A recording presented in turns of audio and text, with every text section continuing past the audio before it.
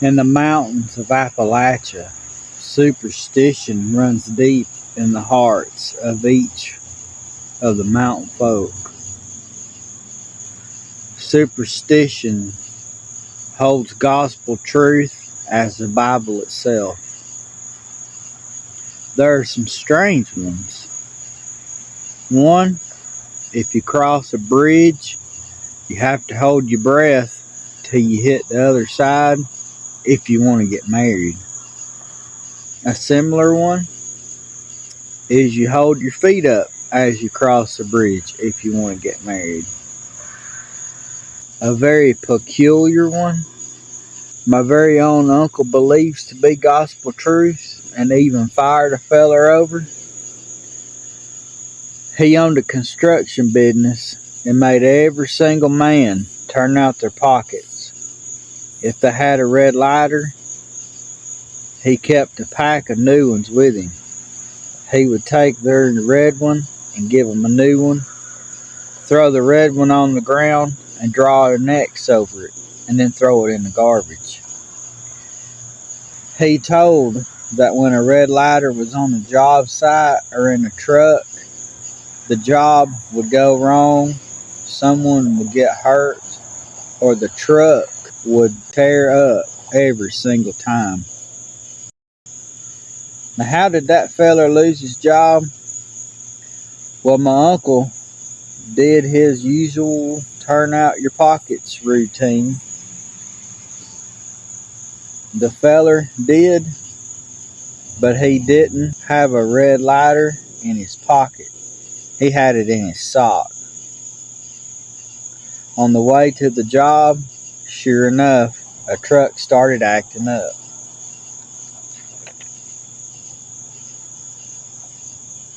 When they started the job, everything was going wrong and a man got hurt. Nothing was going right. At lunch, he said, "Boys, one of y'all got a red lighter. I just know it." They once again turned out their pockets and nothing. He let them eat lunch, but he watched them like a hawk. And sure enough, that feller messed up. After he ate, he went to smoke, dug in his sock for that red lighter. And my uncle said, "See, I knew it." He took that lighter, threw it on the ground, X'd it out, took the feller's belt and equipment, and sent him walking home. After that, everything was right as rain. One I follow myself. Right before you plant hot pepper, make your spouse angry. Then go plant the peppers, and it will make them hot, hot, hot. This year, my wife wasn't around when I planted the hot pepper, so I hollered for Dad and pointed at his plants, and boys, this set him on fire. He was madder than an old wet hen with an egg stuck sideways. Needless to say, come time to eat peppers, they was so hot they burned hide off your lips. Now finally, the one superstition that is to do with today's story. When a black cat crosses your path, turn and go another way because it's bad luck. Another version is when a black cat crosses your path, draw an X out in front of you to cross out the hex. Today's video is of a viewer submitted story where they crossed a black cat's path and kept going, and it cost a life, and another had trouble.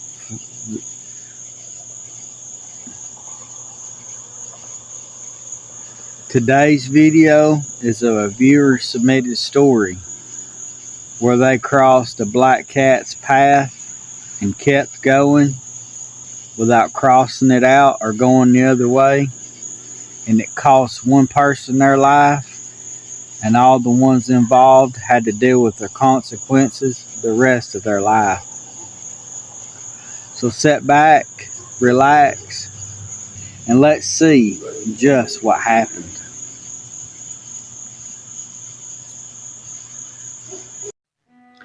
Appalachia, the mountains are like no other. From its rigid terrain, beautiful wildlife, to the people that live their lives here, to the strange, unexplained stories that folks share. Join me while I share this amazing place, one story at a time.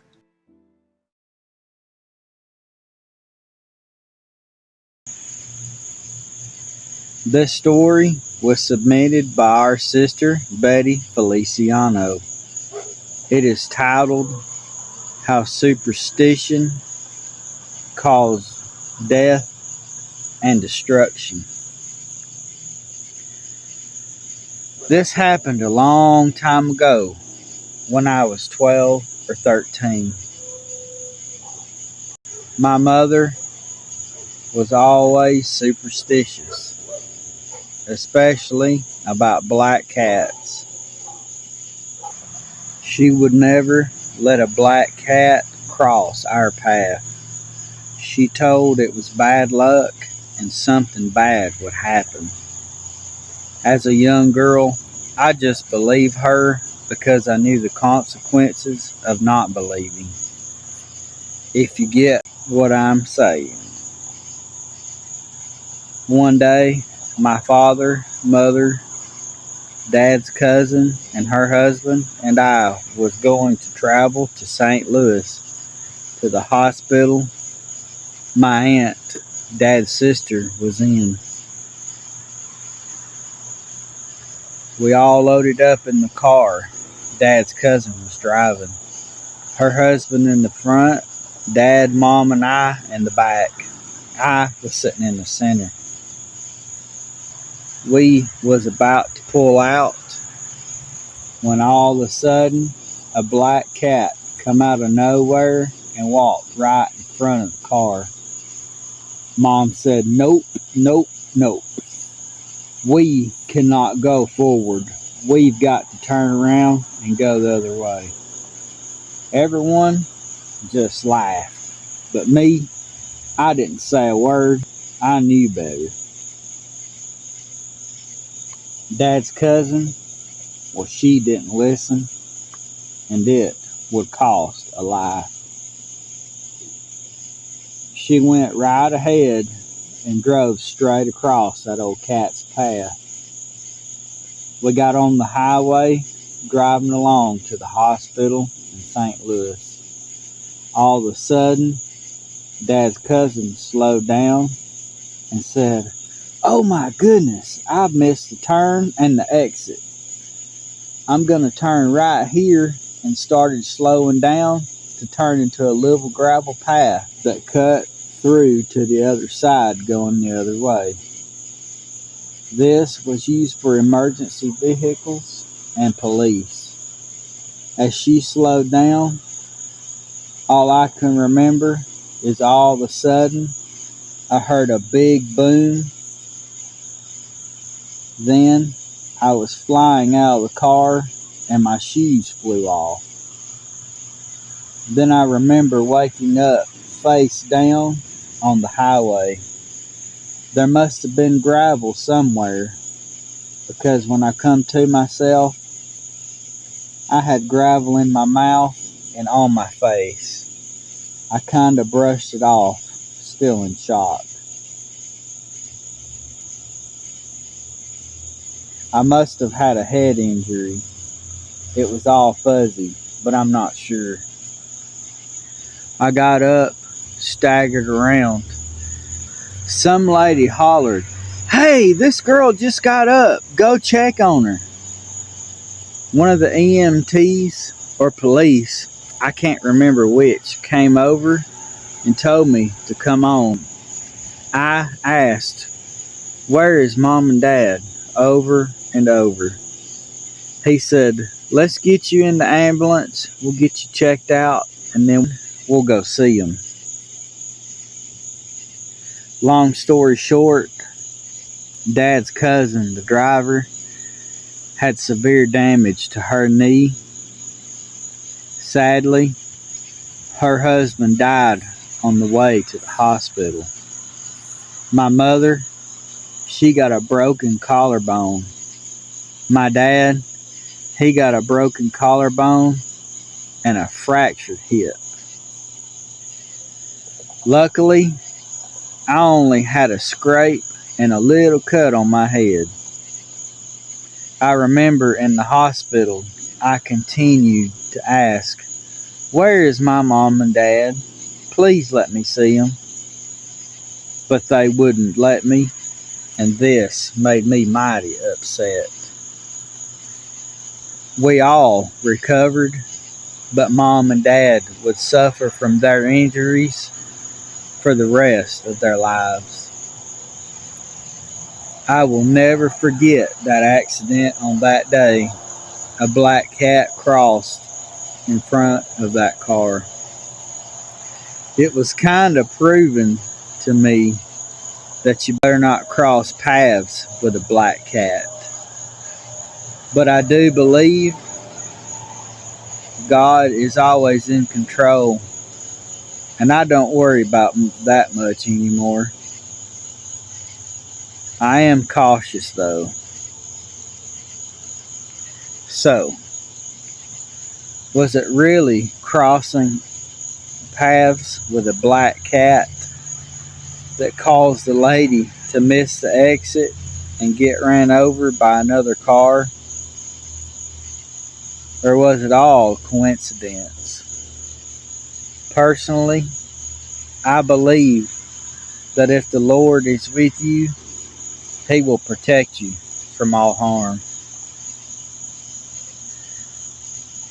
I want to say a special thank you to Miss Betty Feliciano for submitting this story. I'm super grateful for it. It kind of blows my mind to hear that she went through this as a child, waking up on the side of a highway face down after a bad car wreck. If you, like Betty, have a story that you would like to submit, you can send it to Myers Tales of Appalachia at gmail.com. We'd love to hear your story and love to share it. Well, folks, I want to thank you for sitting and listening to this story submitted by Betty Feliciano. Well, I appreciate you listening. I love you to pieces. And I'll see you next time.